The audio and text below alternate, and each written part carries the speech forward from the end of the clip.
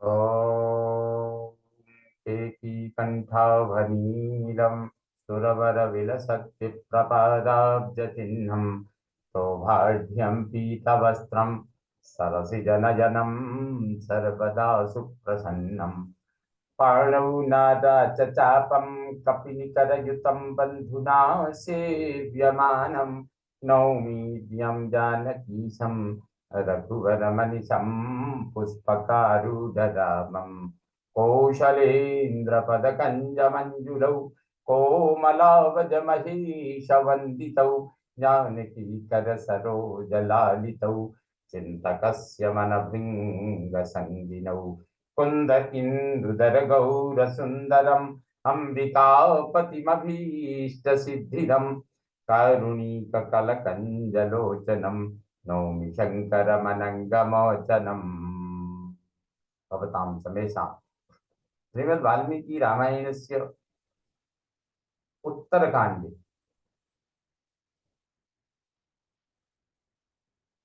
स्वागतं सुस्वागतम्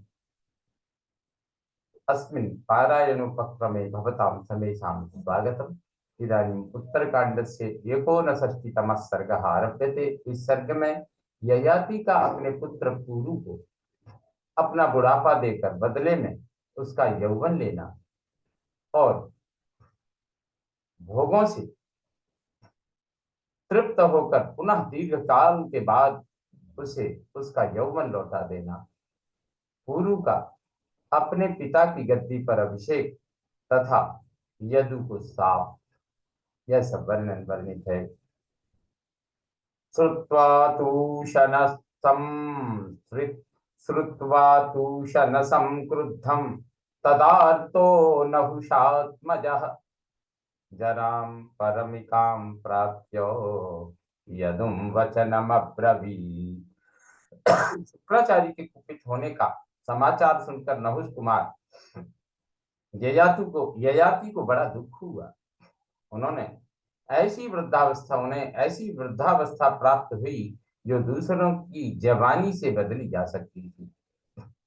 उस विलक्षण जरावस्था को पाकर राजा ने यदु से कहा, तदो यदो त्वमसि धर्मज्ञो मदर्थम प्रतिगृह्यताम जरा परमिता पुत्रो भोगैरंस्ये महायशः।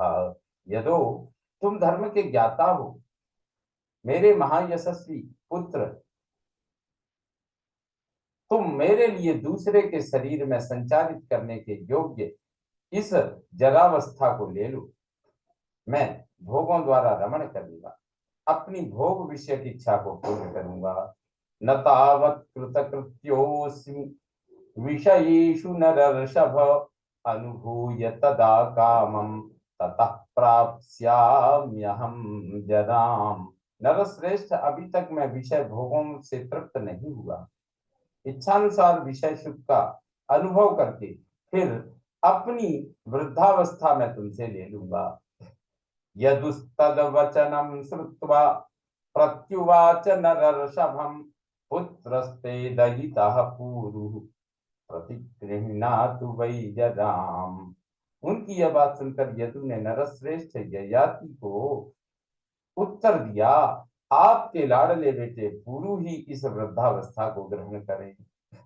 बहिष्कृतो हमर्थेषु सन्निकर्षाच्च पार्थिव प्रतिगृह्णातु वैराजन् यही साहस्नासि भोजनम। पृथ्वीनाथ, मुझे तो आपने धन से तथा पास रहकर लाड़ प्यार पाने के अधिकार से भी वंचित कर दिया है।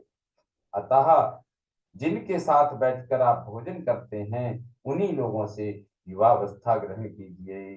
तस्य तदवचनं श्रुत्वा राजा पूरुमथा ब्रवीत् यं जरा महाबाहो मदर्थम प्रतिगृह्यताम। यदु की यह बात सुनकर राजा ने पुरु से कहा, महाबाहो, मेरी सुख सुविधा के लिए तुम इस वृद्धावस्था को ग्रहण कर लो। नाहुषेणैव मुक्तस्तु पुरुः प्राञ्जलिरब्रवीत् धन्योऽस्म्यनुगृहीतोऽस्मि शासने स्मितवस्थितः।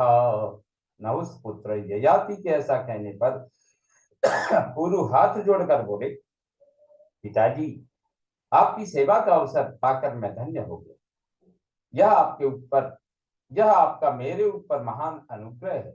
आपकी आज्ञा का पालन करने के लिए मैं हर तरह से तैयार हूँ।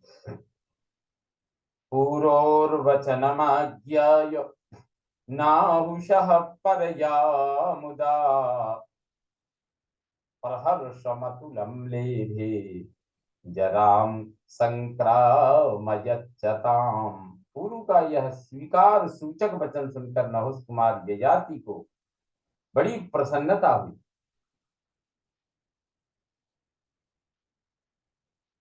उन्हें अनुपम हर्ष प्राप्त हुआ और उन्होंने अपनी वृद्धावस्था पुरु के शरीर में संचारित कर दी। ततः राजा तरुणः प्राप्य यज्ञान् सहस्रशः बहुवर्ष सहस्राणि पालयामास मेदिनी। तदनंतर तरुण हुए राजा ययाति ने सहस्रों यज्ञों का अनुष्ठान करते हुए कई हजार वर्षों तक इस पृथ्वी का पालन किया। अथ दीर्घस्य कालस्य राजा पूर्वमथा ब्रवीत् आनयस्व जराम पुत्र न्यासम निर्यातयस्व में। इसके बाद दीर्घ काल व्यतीत होने पर राजा ने पुरु से कहा, बेटा, तुम्हारे पास धरोहर के रूप में रखी हुई मेरी वृद्धावस्था मुझे लौटा दो। न्यास भूता मया पुत्र त्वयि संक्रामिता जरा तस्मात् प्रतिगृहीष्यामि ताम जराम मा व्यथाम कृथाः। पुत्र, मैंने वृद्धावस्था को धरोहर के रूप में ही तुम्हारे शरीर में संचारित किया था, इसलिए उसे वापस ले लूंगा। तुम अपने मन में दुख न मानना। प्रीतश्चास्मि महाबाहो शासनस्य प्रतिग्रहात् त्वां चाहमभिषेक्ष्यामि प्रीति युक्तो नराधिपम। महाबाहो, तुमने मेरी आज्ञा मान ली, इससे मुझे बड़ी प्रसन्नता हुई। अब मैं बड़े प्रेम से राजा के पद पर तुम्हारा अभिषेक करूंगा। एवं उक्त्वा सुतं पूरुं ययातिर्नहुषात्मजः देवयानी सुतं क्रुद्धो राजा वाक्यमुवाच। अपने पुत्र पुरु से ऐसा कहकर नहुष कुमार राजा ययाति देवयानी के बेटे से कुपित होकर बोले, राक्षसस्त्वं मया जातः क्षत्ररूपो दुरासदः प्रतिहंसि ममाज्ञां त्वं प्रदार्थे विफलो भव। यदो, मैंने दुर्जय क्षत्रिय के रूप में तुम जैसे राक्षस को जन्म दिया, तुमने मेरी आज्ञा का उल्लंघन किया है, अतः तुम अपनी संतानों को राज्याधिकारी बनाने के विषय में विफल मनोरथ हो जाओ।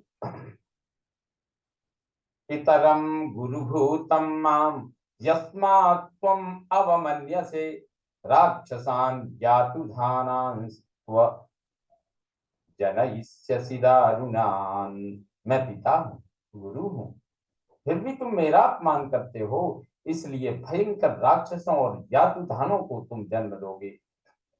न तु सोमकुलोत्पन्ने वंशे स्थास्यति दुर्मते वंशोऽपि भवतस्तुल्यो दुर्विनीतो भविष्यति। तुम्हारी बुद्धि बहुत छोटी है, अतः तुम्हारी संतान सोमकुल में उत्पन्न वंश परंपरा में राजा के रूप में प्रतिष्ठित नहीं होगी। तुम्हारी संतति भी तुम्हारे ही समान उद्दंड होगी। तमेव मुक्त्वा राजर्षि पूर्वं राज्य विवर्धनम अभिषेकेन संपूज्य आश्रमं प्रविवेशः। यदु से ऐसा कहकर राजर्षि ययाति ने राज्य की वृद्धि करने वाले पुरु को अभिषेक के द्वारा सम्मानित करके वानप्रस्थ आश्रम में प्रवेश किया। ततः कालेन महता दृष्टान्तम् उपजग्मिवान् त्रिदिवं सगतो राजा ययातिर्नहुषात्मजः। तदनंतर दीर्घ काल के पश्चात प्रारब्ध भोग का क्षय होने पर नहुष पुत्र राजा ययाति ने शरीर को त्याग दिया और स्वर्गलोक को प्रस्थान किया। पुरुश्चकार तदराज्यं धर्मेण मन महता वृतः प्रतिष्ठाने पुरवरे काशी राज्ये महायशा। उसके बाद महायशस्वी पुरु ने महान धर्म से संयुक्त हो काशी राज्य की श्रेष्ठ राजधानी प्रतिष्ठानपुर में रहकर उस राज्य का पालन किया। यदुस्तु जनयामास यातु धानान् सहस्रशः पुरे क्रौंच बने दुर्गे राजवंश बहिष्कृतः। राजकुल से बहिष्कृत यदु ने नगर में तथा दुर्गम क्रौंच वन में सहस्रों यातुधानों को जन्म दिया। एष तु शनसा मुक्ता सापोत्सर्गो ययातिना धारित क्षत्र धर्मेण यम निमिषक्षमेन च। शुक्राचार्य के दिए हुए इस साप को राजा ययाति ने क्षत्रिय धर्म के अनुसार धारण कर लिया, परंतु राजा निमि ने वशिष्ठ जी के साप को नहीं सहन किया। शुक्राचार्य के दिए हुए इस साप को राजा ययाति ने क्षत्रिय धर्म के अनुसार धारण कर लिया, परंतु राजा निमि ने वशिष्ठ जी के साप को नहीं सहन किया। एतत् ते सर्वमाख्यातं दर्शनं सर्वकारिणां अनुवर्तामहे सौम्य दोषो न स्यात् यथा नृगे। सौम्य, यह सारा प्रसंग मैंने तुम्हें सुना दिया। समस्त कृत्यों का पालन करने वाले सत्पुरुषों की दृष्टि विचार का ही हम अनुसरण करते हैं, जिससे राजा नृग की भांति हमें भी दोष न प्राप्त हो। इति कथयति रामे चंद्रतुल्याननेन पाविरलतर तारम व्योमयज्ञे तदानीम् अरुण किरण रक्तादिग्बभौ चैव पूर्वा कुसुमरस विमुक्तम वस्त्रमागुंठितेव। चंद्रमा के समान मनोहर मुख वाले श्री राम जब इस प्रकार कथा कह रहे थे, उस समय आकाश में दो ही एक तारे रह गए। पूर्व दिशा अरुण किरणों से रंजित हो लाल दिखाई देने लगी, मानो कुसुम रंग में रंगे हुए अरुण वस्त्र से उसने अपने अंगों को ढक लिया हो। इत्यार्थ से श्रीमद् रामायणे वाल्मीकि आदि काव्ये उत्तरकांडे उन एकोनषष्टितमः सर्गः संपूर्णतां याति। पूर्णमदः पूर्णमिदं पूर्णात् पूर्णमुदच्यते पूर्णस्य पूर्णमादाय पूर्णमेवावशिष्यते। ओम शांति शांति शांति। सर्वे भवन्तु सुखिनः सर्वे सन्तु निरामयाः सर्वे भद्राणि पश्यन्तु मा कश्चित् दुःखभाग् भवेत्। ओम शांति शांति शांति। श्री रामचंद्रो विजयते तदा।